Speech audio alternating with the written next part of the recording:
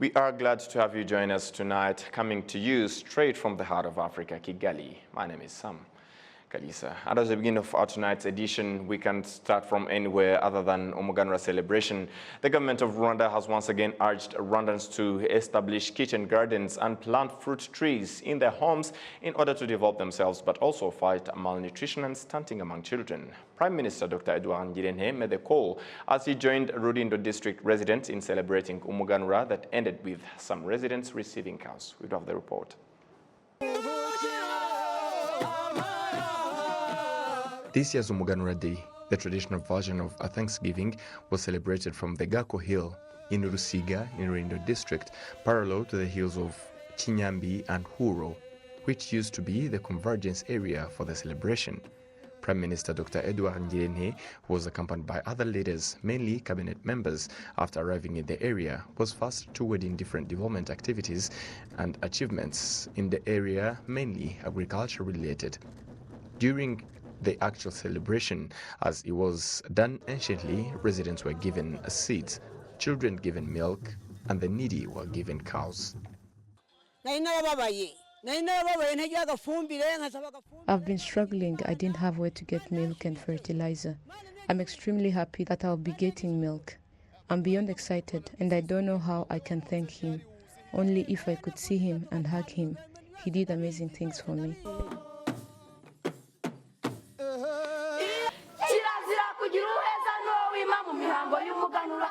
While celebrating Umuganura 2022, a poem regarding the event was recited. Based on the poem, Prime Minister Dr. Edouard Ngirente urged residents to always love what they do and refrain from laziness. The poem encouraged us to work hard with all our effort, and in this case, nothing can stop us from harvesting in plenty unless there is uncontrollable circumstances. No citizen should have stunted children or have their children sick from malnutrition.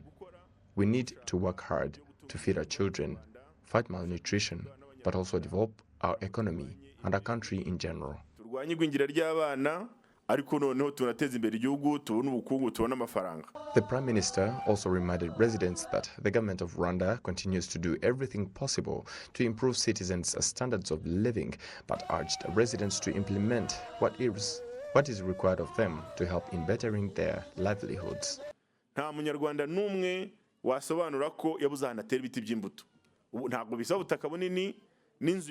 one can say they don't have a plot of land to plant fruit trees because it doesn't require a big space. And those trees can sustain your family and help in fighting malnutrition and even sell the fruits to earn money. I'm reminding all authorities to follow up on this program of planting fruit trees in our homes, and that should go hand in hand with planting vegetables. The kitchen garden program did not stop, and those who do not have them should establish them so that we can be celebrating Umuganura having enough of the produce.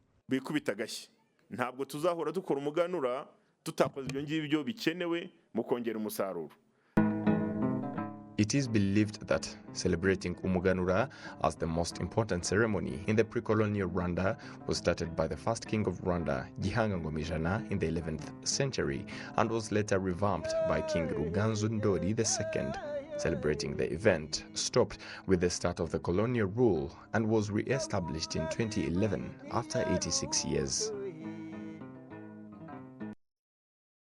Indeed, a happy Umuganura Day to all Rwandans, and as we celebrate, let us not forget to make plans for the future, as that is the essence of Umuganura.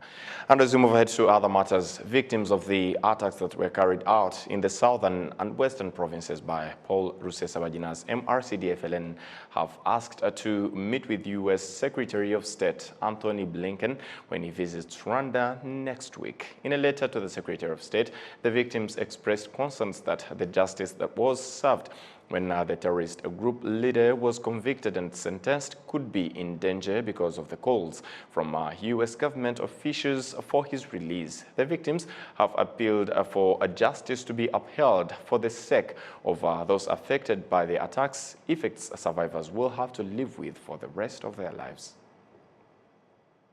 And moving ahead, various analysts are studying the situation in the Democratic Republic of Congo point out that the UN report accusing Rwanda of supporting the M23 fighters aims at defending the interest of the UN, while at the same time attempting to obscure the body's failure to resolve issues in the DRC. Olive Nete has this report. The government of Rwanda has denied all allegations that say that it is supporting the M23 fighters. According to various international media, the report by experts of the United Nations, which has not yet been published, reveals that the Rwandan Army RDF went to fight in the Democratic Republic of Congo, which is totally denied by the government of Rwanda, as it is in the announcement made on Thursday this week. Until the problem of FDLR, which operates in close collaboration with the DRC Army, is taken seriously and addressed, security in the Great Lakes region cannot be achieved. This is happening in full view of MONUSCO, which has been present in DRC for more than 20 years, but with no solution in sight. Rwanda has a legitimate and sovereign right to defend its territory and citizens, and not just wait for a disaster to unfold. As the regional frameworks in place are trying to manage the situation in eastern Congo, Rwanda has consistently raised the alarm with the United Nations and other international actors about this infringement of the security of our country. However, this report that has not yet been published mentions that there is evidence that reveals the collaboration between the Army of the Democratic Republic of Congo, FARDC, and a terrorist group that calls itself FDLR. Meanwhile, Rwanda has accused FARDC to collaborate with FDLR in attacking and shelling on the territory of Rwanda, an incident that has happened 3 times in this year. Recently, in an interview with France 24, the President of the Republic of Rwanda, His Excellency Paul Kagame, emphasized on the fact that Rwanda will not continue to tolerate the injustice that is done to harm Rwanda and Rwandans. If we are talking about provocations, how do you decide to share across the border into the population when you're having so many parties having a problem and you just keep insisting on talking about one? You are the one with the problem, not the one you are accusing. They have talked about it, or we have talked about it for so many years. But why don't people listen? Every time it is another problem, but not that one. So these parties decided that this problem should remain forever and expect that there will be no consequences for the actions of this group of FDLR carried out against Rwanda. Even though the report has not yet been published, it mentions that the Army of Rwanda is in DRC to support the M23 fighters. Yet MONUSCO's spokesperson in DRC, Lieutenant Colonel Harvey Frederick, in June this year, told the media that there is no evidence that shows that the Rwandan army is in the DRC. This is among the reasons the lawyer Gasominari Jean-Baptiste, who evaluates closely the situation in DRC, doubts the allegations against Rwanda in this report. I cannot conclude that this report is an accurate report for 2 main reasons. First of all, the group of experts of the United Nations published another report 3 weeks earlier. And in this report, they themselves said that they did not, during their investigations, see any evidence, any single evidence that can lead someone to conclude that Rwanda has supported M23. Secondly, the United Nations mission in DRC, MONUSCO, during its various press conference, said that there was no single evidence that could lead any reasonable person to conclude that Rwanda has supported M23 militarily. Now, 3 weeks later, it is surprising that the same people are now alleging that Rwanda, through RDF, has lent a support to M23. Evidence that were not seen by the so-called expert, the investigators. Evidence that were not seen by drones. Evidence that were not seen by satellites 3 weeks ago, miraculously are seen today. And it coincides with all these strikes that are being observed here and there against MONUSCO in DRC, requesting that they leave the country with immediate effect. As for the accuracy of the report, I think it is questionable. Contents of the report are being revealed while Congolese are manifesting and doing activities aimed at expelling the army of MONUSCO on the territory of their country. The analyst in international relations, John Mugabo, points out that the UN did the report to justify its failures. They're trying to justify their weaknesses and their failures in the region.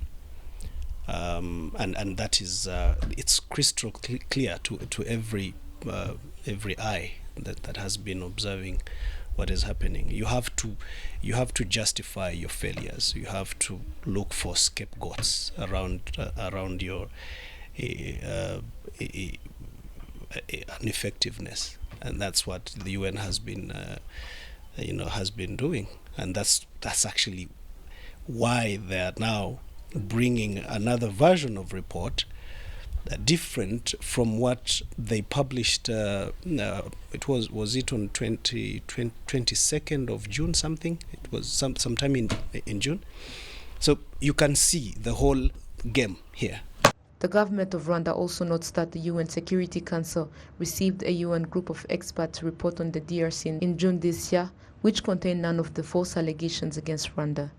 A midterm report is expected in December, which is why what is currently being said is viewed as a tactic to distract from the real issues.